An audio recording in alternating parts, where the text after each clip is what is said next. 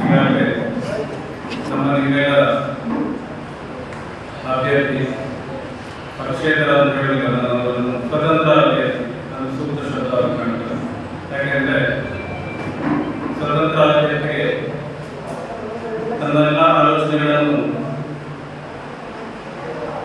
ನಮ್ಮೆಲ್ಲ ಆಲೋಚನೆಗಳನ್ನು ಸೇರಿಸಿ ಅದನ್ನು ಜಾರಿಗೆ ತರುವಂತಹ ಒಂದು ವ್ಯವಸ್ಥೆ ಇರುತ್ತದೆ ನಮ್ಮ ಪ್ರಜಾಪ್ರಭುತ್ವದಲ್ಲಿ. ನಮ್ಮ ಮುಂದಿನ ಚುನಾವಣೆ ವಿಧಾನಸಭೆಗೆ 2023 ಮೇ 10ಕ್ಕೆ ನಡೆಯಲಿದೆ. ನಮಗೆ ಎಲ್ಲರೂ ಗೊತ್ತಿರುವಂತಹ ವಿಷಯ. ನಮ್ಮ ಸಂವಿಧಾನದಲ್ಲಿ ಪ್ರತಿಯೊಬ್ಬ ಪ್ರಜೆಯು 18 ವರ್ಷ ಮೇಲ್ಪಟ್ಟ ಪ್ರಜೆಗಳಿಗೆ ಈ ಚುನಾವಣೆಯಲ್ಲಿ ಸ್ಪರ್ಧಿಸುವಂತಹ ಒಂದು ಹಕ್ಕು ಇರುತ್ತದೆ. ಯಾವುದೇ ಪಕ್ಷದ ಸದಸ್ಯನಲ್ಲದವರಿಗೆ ಸ್ವತಂತ್ರವಾಗಿ ಇರುವಂತಹ ಒಂದು ಅವಕಾಶ ಸಂವಿಧಾನ ನೀಡಿದೆ. ಇಂತಹ ಒಂದು ಪರಿಸ್ಥಿತಿಯಲ್ಲಿ ಇವತ್ತು ನಮ್ಮ ನಿಮ್ಮೆಲ್ಲರಂತ ಸಾವಿರಾರು ಮಂದಿ ಕಾರ್ಯಕರ್ತರ ಒತ್ತಾಸೆಯ ಮೇರೆಗೆ ಸ್ವತಂತ್ರ ಅಭ್ಯರ್ಥಿಯಾಗಿ ಶ್ರೀ ಅರುಣ್ ಕುಮಾರ್ ಪುತ್ತಿಲ ಅವರು ನಿಂತಿರುವುದು ನಮಗೆಲ್ಲರಿಗೂ ತಿಳಿದಿರುವಂತಹ ವಿಷಯ. ಈ ಚುನಾವಣೆ ಕಣದಲ್ಲಿ ಈಗ ಇರುವ ಅಭ್ಯರ್ಥಿಗಳಲ್ಲಿ ನಾವು ನೋಡಿದರೆ ಒಂದು ಸಮರ್ಥ ಅಭ್ಯರ್ಥಿ ಅವರು ನನಗೆ ಅನಿಸ್ತಾರೆ. ಯಾಕೆಂದರೆ ಅವರನ್ನು ಕಳೆದ 25 ವರ್ಷಗಳಿಂದ ನಾವು ನೀವೆಲ್ಲ ನೋಡಿದ್ದೇವೆ.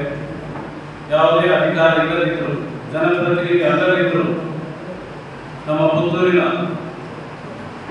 ಎಲ್ಲ ಬಂಧುಗಳಿಗೆ ಒಂದಲ್ಲ ಒಂದು ರೀತಿಯ ಸಹಾಯ ಮಾಡಿದಂತಹ ಅರುಣಣ್ಣ ಒಬ್ಬ ದೊಡ್ಡ ಸಾಮಾಜಿಕ ಕಾರ್ಯಕರ್ತ. ಇವತ್ತು ಯಾವುದೇ ಮನೆಗೆ ಹೋದರೆ ಅವರ ಹೆಸರು ಗೊತ್ತಿಲ್ಲದವರಿಗೆ. ಆದ್ದರಿಂದ ಅಂಥ ಒಂದು ಅಭ್ಯರ್ಥಿಯನ್ನು ನಾವು ನೀವೆಲ್ಲರೂ ಇವತ್ತು ಬೆಂಬಲಿಸ್ತಾ ಇದ್ದರೆ ಅವರ ವಿರುದ್ಧ ಅಪಪ್ರಚಾರ ನಡೆಸ್ತಾ ಇದ್ದಾರೆ. ಎಷ್ಟು ಕೀಳು ಮಟ್ಟಕ್ಕೆ ಇಳಿದಿದ್ದಾರೆ ಅಂತ ಹೇಳಿದ್ರೆ ಅವರನ್ನು ಬೆಂಬಲಿಸುವಂತ ನಾವು ನೀವೆಲ್ಲರೂ ಇವತ್ತು ರಾಷ್ಟ್ರದ್ರೋಹಿಗಳ ಪಟ್ಟ ಅಂಟಿಸಿಕೊಂಡಿದ್ದೇವೆ. ಬಹಳ ಬೇಸರ ಸಂಗತಿ ಬಂಧುಗಳು. ಆದ್ದರಿಂದ ಇದನ್ನೆಲ್ಲ ಇದಕ್ಕೆ ನಾವು ಉತ್ತರ ಕೊಡುವ ಅಗತ್ಯ ಇರುವಂತದ್ದು ಮತಗಟ್ಟೆ. ನಾಡು ಮೇ 10ಕ್ಕೆ ನಮ್ಮ ಮತದಾನ ಮಾಡುವ ಮೂಲಕ, ಬ್ಯಾಟ್ ಚಿಹ್ನೆಗೆ ಮತದಾನ ಮಾಡುವ ಮೂಲಕ ಇಂತಹ ಎಲ್ಲ ಅಪಪ್ರಚಾರಗಳಿಗೆ ನಾವೆಲ್ಲ ಸೇರಿ ಉತ್ತರ ಕೊಡುವಂತ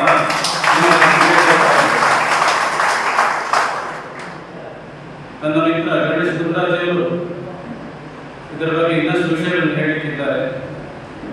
ಬಹಳ ಆವೇಶದಲ್ಲಿದ್ದಾರೆ. ಇವರು ಈಗಷ್ಟೇ ಒಂದು ಪೋಸ್ಟ್ ಅನ್ನು ನೋಡಿ. ಆದ್ರಿಂದ ನಿಮ್ಮನ್ನೆಲ್ಲ ನನ್ನ ವಿನಂತಿ ಏನಂತ ಹೇಳಿದ್ರೆ, ಶ್ರೀ ಅರುಣ್ ಕುಮಾರ್ ಪುತ್ತಿಲ ಪರವಾಗಿ ನಾವೆಲ್ಲ 2 ದಿವಸ ಇನ್ನೂ ಸಹ ಕೆಲಸ ಕಾರ್ಯಗಳನ್ನು ಮಾಡೋಣ, ಚುನಾವಣೆಗೆ ಅವರನ್ನು ವಿಜಯಗೊಳಿಸೋಣ ಅಂತ ನಿಮ್ಮನ್ನು ಇನ್ನೊಮ್ಮೆ ಬೇಡಿಕೊಳ್ಳುತ್ತಾ ನಾನು ಮಾತುಗಳನ್ನು ಮುಗಿಸ್ತಾ ಇದ್ದೇನೆ.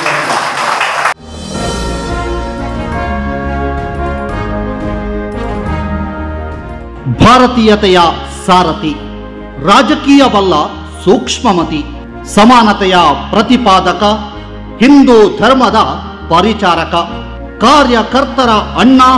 ಈ ಬಾರಿ ನಿಮ್ಮ ಆಯ್ಕೆ ಪಕ್ಷೇತರ ಅಭ್ಯರ್ಥಿ ಅರುಣ್ ಕುಮಾರ್ ಪುತ್ತಿಲ. ಸುದ್ದಿ ಚಾನಲ್, ಕ್ಷಣ ಕ್ಷಣದ ಸುದ್ದಿಗಾಗಿ.